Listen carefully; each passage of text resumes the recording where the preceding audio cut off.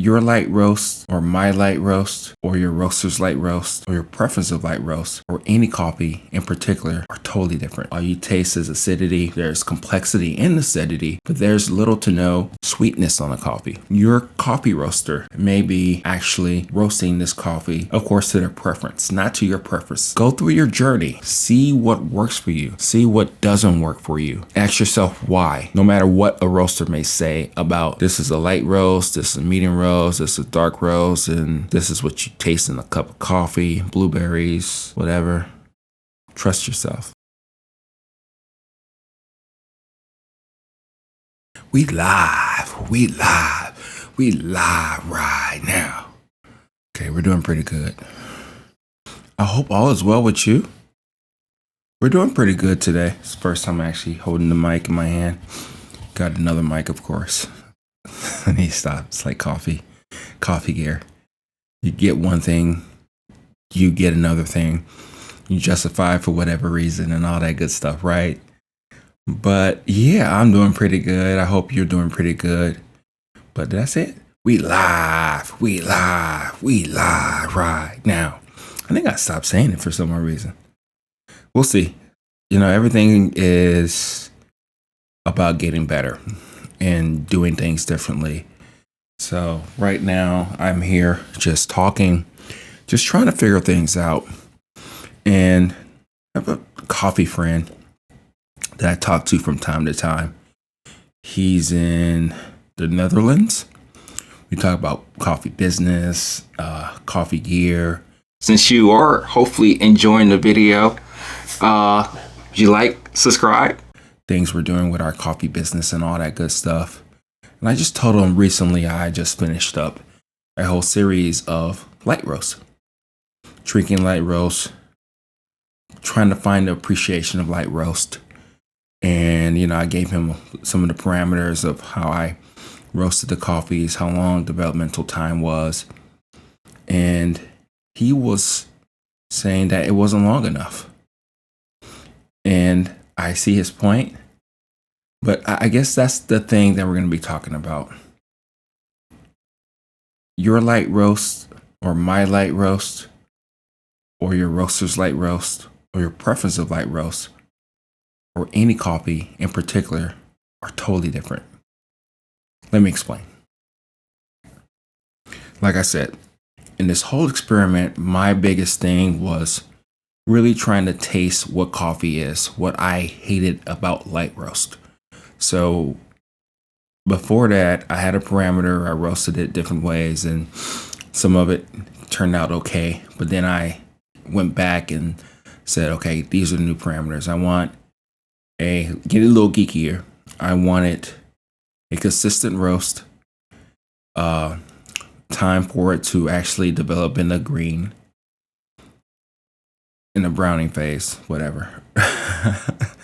We got some of my terminology and I should know this, but there's usually 3 phases, but there's another guy I go by, he goes by 2 phases, 2 first crack and then after first crack. So that's the way I go about it. 2 makes more sense. So you develop the coffee. I try to aim for first crack to be about at least 9 minutes. The latest is 10 minutes. And then after that, after first crack happens, after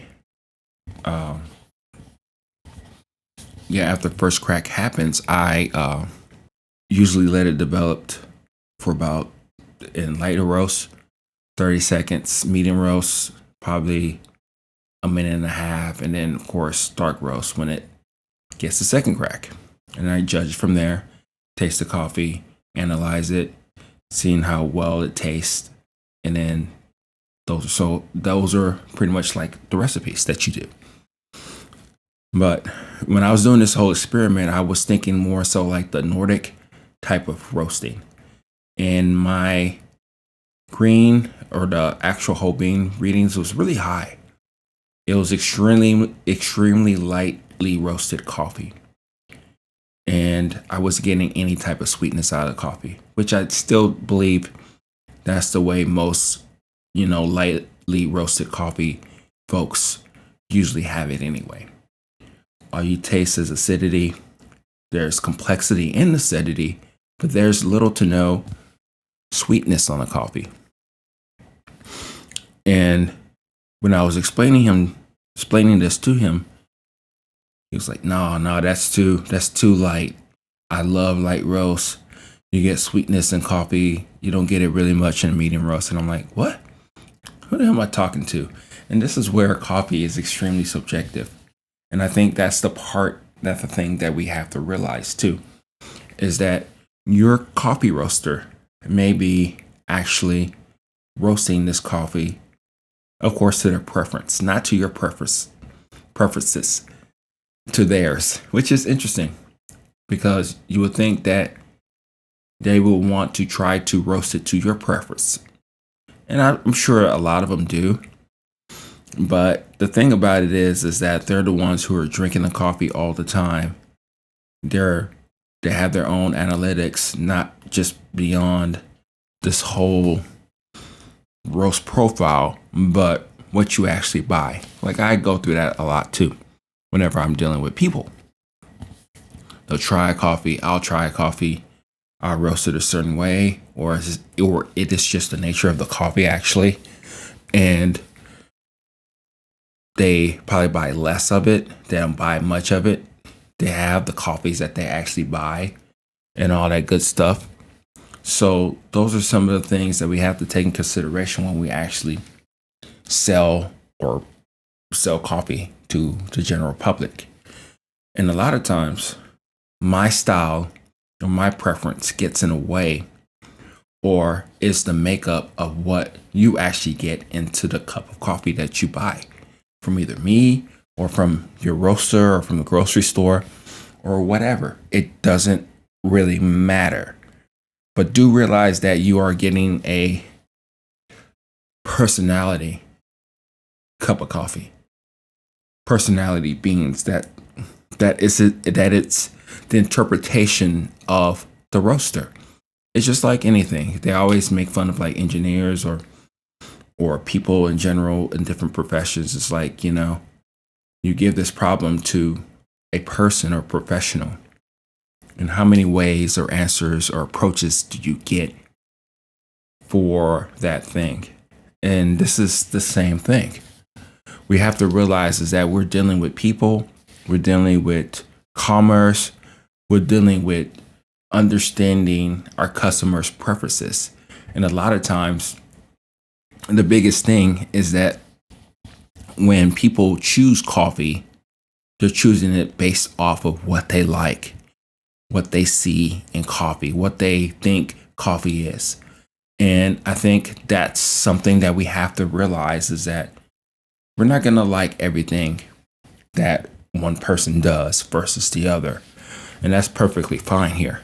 I guess what I'm saying is that go through your journey, see what works for you, see what doesn't work for you. Ask yourself why. Is it the roaster's point of view on this interpretation of this coffee? Or is it yours? What don't you like about it? How do you actually drink your coffee? Do you actually taste those tasting notes? Those are the things that you can ask yourself when it comes to actually enjoying coffee. Because at the end of the day, that's all it's about, enjoying coffee. So even though we were going back and forth about this whole thing about I like this type of coffee or I roast it this certain way, there's so many different ways to go about it. And I think what I'm going to do is that I'm going to try to do a couple different roasts for different coffees. Probably see if I can hit that medium to light roast and then see how much sweetness I can actually get in a cup of coffee. That may be the profile that I actually use when it comes to light roast. But this has been a big eye-opening type of experience that I hope that you think about too, because at the end of the day, a lot of times you don't know really what you're getting out of coffee. You may have different reasons that you do like your coffee. You prepare it differently. But again, it's one of those things to where I would say a medium roast to somebody, and they would drink it and they would say, no, this is a dark roast. This is gross. Or if I will say like a dark roast and they would say, no, this is a medium roast. This is a light roasted coffee, which is bizarre when you think about it. But at the end of the day, that's that person's perspective. And I don't think we'll ever get it right. There's no like real like grading system out there when it comes to roasting the coffee. And you're telling this person if it's a medium, light roast, or dark roast, they're going to interpret that in their own way. Like, for instance, we'll use Starbucks, for instance, for an example. A lot of times when people drink Starbucks, they think it's lightly roasted, it's gross, the blonde roast. But a lot of times whenever I do have Starbucks, and if I do get in the bag, I have the ability to, of course, get the inner and also the outer bean reading. And at times it comes out to like a medium roast based off the parameters that I'm using. And that's the thing about it. I can use another different device and it may be off by a couple degrees. And that's what like trains your mind. That's what gets you going in a way to where you're like, wait, is this what I'm really tasting? Or is it like the gadgets? Or is it the calibration tools? Or is it my palate? Is it my actual preference that I'm seeking out in this? And I think that's one of the things that you do have an advantage on in this whole saga of drinking coffee. You don't have to analyze it the way that I do or that people like me do. You don't have like all the gear in the world in order to understand this magical bean. And I don't even have everything. But I guess what I'm saying here is that you are in a place of purity, of wonder.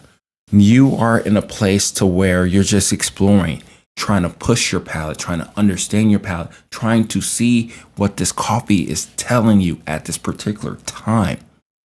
That's a great place to be. I don't even call it naive or anything like that. I call it's a great place to be. I think at times, the place that I'm at, it can be crippling when you have this instrument to tell you what this tastes like, or this TDS meter to tell you the strength level. And then you're like looking at your protocol, looking at the things that you're doing, and you're looking at all the stuff that is coming your way. And I've let go quite a bit, but I can't really truly let go. Again, it could be the engineer inside of me trying to really understand this coffee.